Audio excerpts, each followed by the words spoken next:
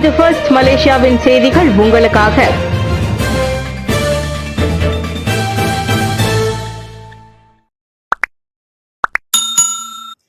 KK மார்ட் கடைகளில் விற்கப்பட்ட ஹாம் and cheese sandwich ரொட்டிகளில் பன்றி இறைச்சி கலக்கப்படவில்லை. கேகே மார்ட் கடையில் விற்கப்பட்டு ஜனவரியில் சர்ச்சையான ஹாம் அண்ட் சீஸ் சாண்ட்விச் ரொட்டிகளில் பன்றி இறைச்சி கலக்கப்படவில்லை. உள்நாட்டு வாணிபம் மற்றும் வாழ்க்கை செலவின அமைச்சான KPDN அதனை உறுதிப்படுத்தியது. அந்த சாண்ட்விச் ரொட்டிகளில் பன்றி மரபணு கண்டுபிடிக்கப்படவில்லை என ஜனவரி 20 பெறப்பட்ட ஆய்வுக்கூட சோதனை அறிக்கை தெரிவித்துள்ளதாக அமைச்சர் அர்மிசான் அலி கூறினார். என்றாலும் அந்த சாண்ட்விச் தயாரிப்பு நிறுவனமும் அதன் இயக்குநரும் ஹலால் முத்திரையை அனுமதியின்றி பயன்படுத்தியதாக 14 குற்றச்சாட்டுகளை எதிர்நோக்கியுள்ளனர். ஜனவரி 24 நீதிமன்றத்தில் குற்றம் சாட்டப்பட்டும் விட்டது. அவ்விவகாரத்தில் தாமதமைச்சு தாமாக செயல்பட்டதாக கூறப்பட்டது குறித்து கருத்துரைத்த போது அவர் அவ்வாறு சொன்னார். மலாயா பல்கலைக்கழக வளாகத்தில் உள்ள கேகே மார்ட் கடையில் விற்கப்படும் ஹாம் அண்ட் சீஸ் சாண்ட்விச் ரொட்டிகளின் ஹலால் தன்மை குறித்து மாணவர் அமைப்பொன்று ஜனவரி 10 வீடியோ வெளியிட்டு சந்தேகத்தை எழுப்பியது. இதையடுத்து அந்த சாண்ட்விச் ரொட்டி தயாரிப்பு தொழிற்சாலையில் சோதனைகள் நடத்தப்பட்டன. அதே சமயம் சாண்ட்விச் மாதிரிகள் சோதனைக்காக ரசாயனத்துறைக்கு அனுப்பப்பட்டன. ஹாம் என்பது ஆரம்பத்தில் பன்றி இறைச்சியில் செய்யப்பட்டதாகும். எனவே கோழி மற்றும் வான்கோழி இறைச்சிகளில் செய்யப்பட்டிருந்தால் பொட்டலத்தில் அது தெளிவாக குறிப்பிடப்பட்டிருக்க வேண்டும் என்பதே அதன் விற்பனையை எதிர்ப்பவர்களின் வாதமாகும். தற்போது இந்த ஹாம் அண்ட் சீஸ் சாண்ட்விச் ரொட்டிகளில் பன்றி இறைச்சி கலக்கப்படவில்லை என உறுதியாகி இருப்பதால் சர்ச்சை முடிவுக்கு வருமென நம்புவோம். தெலுங்கு இந்தானில் காரை வேண்டுமென்றே மோதிய பிக்கப் லாரி ஓட்டுநருக்கு வலைவீச்சு. பேராக் தெலுங்கு இந்தானில் கார் ஒன்றை வேண்டுமென்றே 2 முறை மோதிய பிக்கப் லாரி ஓட்டுநரை போலீஸ் தேடி வருகிறது. சந்தேக நபரை அடையாளம் கண்டுள்ளோம். அவர் 42 வயது ஆடவர் என ஹிலிர் பேராக் போலீஸ் தலைவர் அஹ்மத் அட்னான் பஸ்ரி கூறினார். முன்னதாக பாதிக்கப்பட்ட நபரான 30 வயது கார் ஓட்டுநர் வெள்ளிக்கிழமை போலீசில் புகார் செய்தார். ஃபோர்ட் ரேஞ்சர் பிக்கப் லாரி தனது ஹோண்டா சிவிக் காரை 2 முறை வேண்டுமென்றே இடித்ததாக அவர் புகார் கூறியிருந்தார். 53 வினாடி நீளம் கொண்ட சம்பவ வீடியோவும் வைரலாகி இருந்தது. 5 ஆண்டுகளுக்கு முன்பு இரு தரப்பினரிடையே நடைபெற்ற வணிகம் தொடர்பாக பெறப்பட்ட அச்சுறுத்தல்கள் குறித்து முதியவர் ஒருவர் அக்டோபர் 22 அளித்த போலீஸ் புகாருடன் இச்சம்பவம் தொடர்பு இருக்கலாம் என நம்பப்படுவதாக அட்னான் கூறினார். முதியவருக்கு ட்ரோன் மூலம் அனுப்பப்பட்ட குறிப்பில் மிரட்டல் விடுக்கப்பட்டது. அவரும் இப்பொழுது பாதிக்கப்பட்ட ஆடவரும் வணிக பங்காளிகள் என்பதும் தெரியவந்துள்ளது. ஒற்றுமையை சீர்குலைக்கும் செயல்கள். மக்கள் புகார் அளிக்கும் வரை காத்திருக்க தேவையில்லை. சிவக்குமார். பல்லின மக்கள் ஒற்றுமையாகவும் சகிப்புத்தன்மையுடனும் வாழும் இம்மலேசிய திருநாட்டில் அதனை சீர்குலைக்கும் வகையில் சில தரப்பினர் நடந்து கொள்வது வேதனை அளிக்கிறது. ஆக கடைசியாக செப்பாங் சோள வியாபாரி ஒட்டுமொத்த இந்தியர்களையும் இழிவுபடுத்தி மனதை புண்படுத்தியுள்ளார்.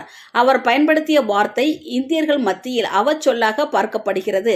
அதன் பயன்பாடு ஏற்கனவே பல முறை சர்ச்சையான போதும் இதுவரை தகுந்த நடவடிக்கை எடுக்கப்படவில்லை.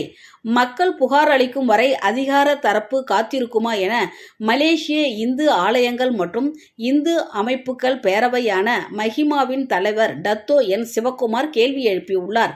இந்த சோள வியாபாரியின் செயல் வைரலாகி 3 நாட்களுக்கும் மேலாகிவிட்டது.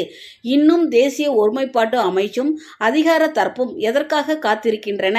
இதுபோன்ற விஷயங்களில் அதிகாரப்பூர்வ புகார் கிடைக்கும் வரை காத்திருந்தால் நிலைமை கைமீறி போய்விடும் என்பது அமைச்சுக்கு தெரியாதா? இதனால்தான் மக்கள் அதிருப்தி அடைகின்றனர் என சிவக்குமார் காட்டமாக கூறினார். மஇக தேசிய துணைத் தலைவர் டத்தோ ஸ்ரீ எம் சரவணன் இதை கண்டித்துள்ளார். அவரை போன்று பிற மக்கள் பிரதிநிதிகளும் இதனை கண்டிக்க வேண்டும். தாப்பா நாடாளுமன்ற உறுப்பினருமான சரவணன் இவ்விவகாரத்தை மக்களவைக்கு கொண்டு செல்ல வேண்டும் என்றும் சிவக்குமார் வலியுறுத்தினார். அதே சமயம் உணர்ச்சி பூர்வமான விஷயங்களை தொடுப்பவர்கள் மீது நடவடிக்கை எடுக்க ஒருமைப்பாட்டு அமைச்சு நல்லிணக்க அமுலாக்க அதிகாரிகளை நியமிக்க வேண்டும். இது தவிர இன விவகாரங்களை ஒரே அமைச்சின் கீழ் வைக்கப்பட்டு கண்காணிக்கப்பட வேண்டும் என்றும் அவர் பரிந்துரைத்தார். கெலிங்கிற்கு சோளம் விற்பனைக்கில்லை. இந்தியர்களை இழிவுபடுத்திய செப்பாங் சோள வியாபாரி மன்னிப்பு கோரினார். இனவெறியை தூண்டும் வகையிலான அறிவிப்பை வைத்து சர்ச்சைக்குள்ளான செப்பாங் சாலையோர சோள வியாபாரி மன்னிப்பு கேட்டுக்கொண்டுள்ளார். அனைத்து மலேசியர்கள், குறிப்பாக மனம் புண்பட்ட இந்தியர்களிடம் அவர் மன்னிப்பு கோரினார். அப்படி மீண்டும் நடக்காமல் பார்த்துக் கொள்வதாகவும் அவர் உறுதியளித்தார். தேசிய ஒருமைப்பாட்டு அமைச்சர் டத்தோ ஏரன் அஹோ டஹாங் தனது எக்ஸ் தளத்தில் அதனை தெரிவித்தார். நேற்று செப்பாங்கில் உள்ள ஓர் உணவகத்தில் அந்த மன்னிப்பு கேட்கப்பட்டது. இந்திய சமூகத்தை சேர்ந்த பிரதிநிதிகள், சமூக ஊடக பிரபலங்கள், உள்ளூர் வாசிகள், தேசிய ஒற்றுமை மற்றும் ஒருங்கிணைப்பு துறை அதிகாரிகள், போலீசார் உள்ளிட்டோரும் அதில் கலந்து கொண்டனர். ருக்குன் தெத்தாங்கா தலைவர்கள் ரோஸ்மன், சிஸ்வால் இருவரும் மத்தியஸ்தம் செய்து இந்த பிரச்சனையை முடிவுக்கு கொண்டு வந்திருப்பதாக அமைச்சர் சொன்னார். சமூகத்தில் ஒற்றுமையை நிலைநாட்டிடவும் மோதல்களை தீர்க்கவும் ருக்கு தெத்தாங்கா நல்ல ஏஜெண்டாக செயலாற்ற முடியும் என்பதற்கு இதுவே சான்று. இது ஓர் இணக்கமான மற்றும் அமைதியான சூழலை பாதுகாப்பதில் சமூக தலைவர்களுக்கும் அதிகாரிகளுக்கும் இடையிலான ஒத்துழைப்பின் முக்கியத்துவத்தையும் எடுத்து காட்டுகிறது என்றார் அவர். வெவ்வேறு மதங்கள், கலாச்சாரங்கள் மற்றும் இனங்களை சேர்ந்த மக்களிடையே நமது வார்த்தைகளும் செயல்களும் அசௌகரியம், பதற்றம் அல்லது தவறான புரிதலை ஏற்படுத்தாமல் இருப்பதை நாம் உறுதி செய்ய வேண்டும் என்றும் டத்தோ ஏரன் வலியுறுத்தினார். திருமண வீட்டுக்குள் நுழைந்து பணத்துடன் கம்பி நீட்டிய மூதாட்டி கைது. கிளந்தானில் விருந்தினராக நுழைந்து திருமண வீட்டில் இருந்து 2500 ரிங்கெட்டை திருடி வைரலான மூதாட்டி ஒரு வழியாக கைதாகியுள்ளார். 61 வயது அம்மாதுவும் அவரின் நண்பரான 62 வயது டாக்ஸி ஓட்டுநரும் கோத்தா பாருவில் சனிக்கிழமை மாலை கைதாகினர். சந்தேகத்திற்குரிய வகையில் காணப்பட்ட காரை பின்தொடர்ந்த போலீஸ் ஒரு கட்டத்தில் ஓட்டுநரை நிறுத்த சொல்லி பரிசோதித்தது. பிறகு இருவரும் கைது செய்யப்பட்டதாக பாசிர் மாஸ் போலீஸ் தலைவர் துணை ஆணையர் ஹாமா ஹஸ்ருல் முகமது கூறினார். கைதான மூதாட்டி கிளந்தான், திரங்கானு, பேராக் ஆகிய மாநிலங்களில் 10 திருட்டு சம்பவங்களில் ஈடுபட்டவர் என்பதும் விசாரணையில் கண்டறியப்பட்டது. அதே சமயம் பாச்சோக்கை சேர்ந்த அந்த டாக்ஸி ஓட்டுநருக்கு ஒரு குற்றப்பதிவு உள்ளது. விசாரணைக்காக இருவரும் இன்று முதல் தடுத்து வைக்கப்படுவர் என எதிர்பார்க்கப்படுகிறது. இம்மாத தொடக்கத்தில் டிக்டோக்கில் வைரலான ஒரு வீடியோவில் கழிப்பறைக்குள் செல்வதாக கூறி திருமண வீட்டுக்குள் நுழைந்த அம்மாது அலமாரியின் மேல் பணம் வைக்கப்பட்டிருந்த ஒரு பொட்டலத்தை எடுத்துக்கொண்டு கம்பி நீட்டினார். எனினும் வரவேற்பறையில் பொருத்தப்பட்டிருந்த சிசிடிவி கேமராவில் அவரது உருவம் பதிவாகியதால் போலீஸ் அவரை தீவிரமாக தேடி வந்தது. தமிழ் பள்ளி வழி கல்வி பயணத்தை தொடங்கும் செல்வங்களுக்கு டான் ஸ்ரீ விக்னேஸ்வரன் பாராட்டு. நீண்ட பள்ளி விடுமுறைக்கு பிறகு 2025 கல்வியாண்டு இன்று தொடங்குகின்றது. இந்நிலையில் தங்களின் பள்ளி பயணத்தை தமிழ் பள்ளி வழி தொடங்குகின்ற மாணவ செல்வங்களுக்கு ம.இ.க. சார்பில் அதன் தேசிய தலைவர் டான் ஸ்ரீ எஸ்.ஏ. விக்னேஸ்வரன் பாராட்டும் வரவேற்பும் தெரிவித்துள்ளார். இந்த மண்ணில் நம் சமுதாயத்திற்கு அரணாக விளங்கக்கூடியவை நம் தமிழ் பள்ளிகள்தான். சமுதாயத்தின் பண்பாட்டு பாரம்பரிய அடையாளங்களாக அவை விளங்குகின்றன. எனவே தமிழ் பள்ளிகளுக்கு தங்கள் பிள்ளைகளை அனுப்புகின்ற பெற்றோருக்கும் அவர்களின் எதிர்காலத்திற்கு அடித்தளத்தை சிறப்பாக அமைக்கவிருக்கின்ற ஆசிரியர் பெருமக்களுக்கும் தமிழ் பள்ளியே நமது தேர்வு என்பதை முன்னிறுத்தி பரப்புரை மேற்கொண்ட சமூக இயக்கங்களுக்கும் தமிழ் பற்றாளர்களுக்கும் இந்த வேளையில் ம.இ.க. சார்பில் அவர் நன்றியும் தெரிவித்துக் கொண்டார். தமிழ் பள்ளிகளுக்கு அன்று முதல் இன்று வரை காவலனாகவும் பாதுகாப்பு கேடயமாகவும் ம.இ.க. விளங்கி வருகிறது. தமிழ் பள்ளிகளுக்கான உரிமையுடன் மானியம் உள்ளிட்ட வசதிகளுக்கும் ம.இ.க. தொடர்ந்து குரல் கொடுத்து வருகிறது. நம் சமுதாயத்தை சேர்ந்த ஒவ்வொரு மாணவரையும் பட்டதாரியாக்கி அவர்களின் எதிர்காலம் சிறக்க ம.இ.க. கல்விக்கரமான மைடியும் என்றென்றும் தயாராக உள்ளது. அவ்வகையில் இடைநிலை பள்ளிகளுக்கு செல்கின்ற தமிழ் பள்ளி மாணவர்களும் மிகுந்த தன்னம்பிக்கையுடன் கல்வியில் கவனம் செலுத்த விக்னேஸ்வரன் கேட்டுக்கொண்டார். நம் சமுதாய எதிர்கால மீட்சிக்கு கல்வி ஒன்றுதான் பற்றுக்கோடு. அதனால் அனைத்து தரப்பு மாணவர்களும் கல்வியின் முக்கியத்துவத்தை உணர்ந்து அதில் தலைசிறந்து விளங்க வேண்டுமென விக்னேஸ்வரன் வலியுறுத்தினார். ஷா ஆலமில் பயங்கரம். 3 மாத சம்பள பாக்கியால் மேலாளரை வெட்டி கொன்ற மளிகை கடை ஊழியர்.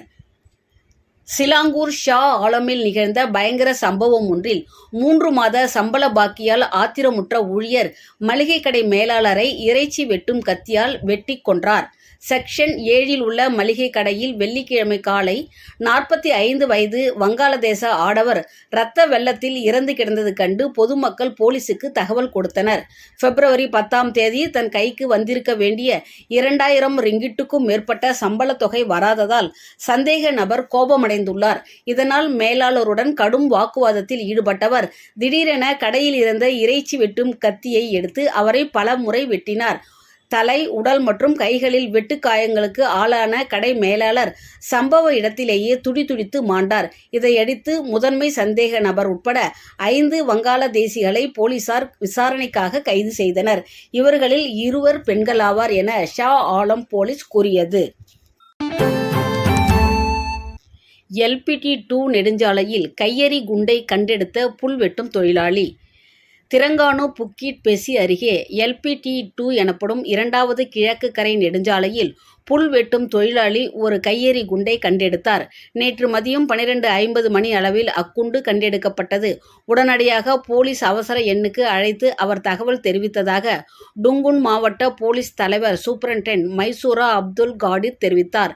இதையடுத்து சம்பவ இடம் விரைந்த போலீஸ் பாதுகாப்பு கருதி நெடுஞ்சாலையின் 2 வழி பாதைகளையும் சுமார் 300 மீட்டருக்கு மூடியது. வெடிகுண்டு ஒழிப்பு குழு வரவழைக்கப்பட்டு மாலை 4 மணி அளவில் அந்த கையெறி குண்டு அழிக்கப்பட்டது. அக்குண்டை அங்கு யார் எறிந்து சென்றார்கள் என்பது உள்ளிட்ட விஷயங்களை கண்டறிய போலீஸ் மேற்கொண்டு விசாரித்து வருகிறது. இனவாதத்துக்கு சமூகத்தில் இடமில்லை, கோபிந்த் சிங் நினைவுறுத்து. நாட்டில் இனவாதமும் இனங்களுக்கு இடையிலான பாகுபாடும் அதிகரித்து வருவது மிகுந்த வருத்தமளிப்பதாக இலக்கவியல் அமைச்சர் கோபிந்த் சிங் டியோ தெரிவித்துள்ளார். இனவாதமான செயல்களும் வார்த்தைகளும் நாட்டின் ஒற்றுமையை சீர்குலைக்கும். எனவே அது முற்றிலும் தவிர்க்கப்பட வேண்டிய ஒன்று என்றார் அவர்.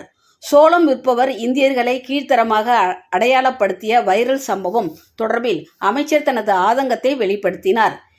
இந்திய சமூகத்தை அவமதிக்கும் வார்த்தைகளை பயன்படுத்திய அச்சம்பவம் விரைவாக விசாரிக்கப்பட வேண்டும் என்றும் கோபிந்த் வலியுறுத்தினார். இன, மத, மொழி வேறுபாடு இன்றி ஒவ்வொரு தனி மனிதனும் இந்நாட்டில் கண்ணியமாக நடத்தப்பட வேண்டும். இதற்கு மலேசியர்கள் ஒன்றாக இணைந்து செயல்பட வேண்டியது அவசியமாகும். ஒற்றுமையும் பரஸ்பர மரியாதையும் மலேசியர்களை வழிநடத்தும் முக்கிய கொள்கையாக அமைந்தால் மட்டுமே வளமான சுபிட்சமான நாடாக மலேசியா தொடர்ந்து நீடிக்க முடியும் என்பதை அமைச்சர் சுட்டிக்காட்டினார். சிலாங்கூர் செப்பாங்கில் சாலையோரம் சோளம் விற்கும் மலாய்க்கார குடும்பம் இன வெறியிலான அறிவிப்பு அட்டையை வைத்த சம்பவம் வைரலாகியுள்ளது. இங்கு கெலிங்கிற்கு சோளம் கிடையாது என அநாகரிகமாக அறிவிப்பு வைக்கப்பட்டதற்கு சமூகத்தில் கடும் கண்டனம் எழுந்து வருவது குறிப்பிடத்தக்கது.